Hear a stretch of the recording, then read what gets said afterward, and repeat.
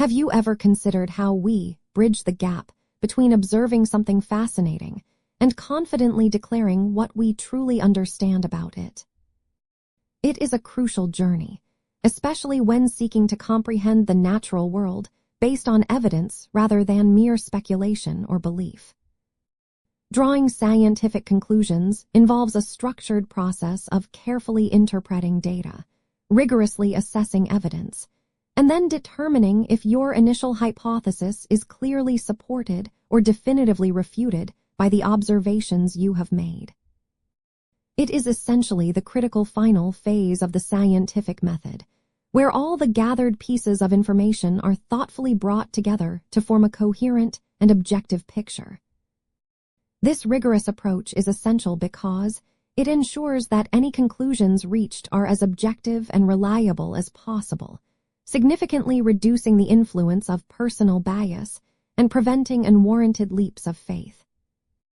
It is the bedrock upon which we build a robust, evidence-based understanding of reality, firmly rooted in empirical observation rather than subjective assumptions. First, you will meticulously analyze your data. This means looking for patterns, relationships, and statistical significance in the information you have collected. Are there trends that stand out? Are the differences you observe meaningful, or could they just be due to random chance? Next, you must compare your findings to your original hypothesis. Did the data align with what you predicted, or did it contradict your initial idea?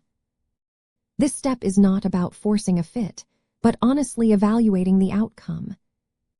Then, consider all possible sources of error or limitations in your study design. No experiment is perfect, and acknowledging these factors adds integrity to your conclusion. Could your measurement tools have introduced inaccuracies, or was your sample size too small to representing a broader population? After this critical self-assessment, you will formulate your conclusion, stating clearly whether your hypothesis is supported or not. It is important to remember that failing to support a hypothesis is not a failure of the experiment, but a valuable piece of new information that refines our understanding. A key element here is making sure your conclusion is falsifiable.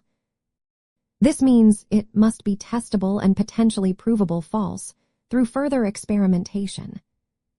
For instance, stating that a specific intervention causes a measurable effect is falsifiable because another study could show no such effect.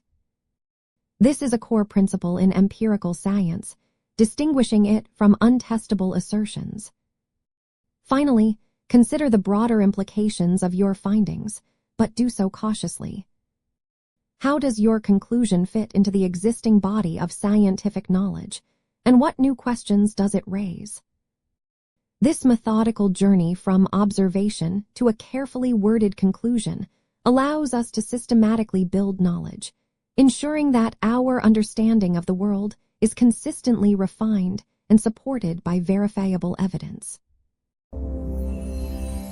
If you're into this, like, subscribe, and drop a comment.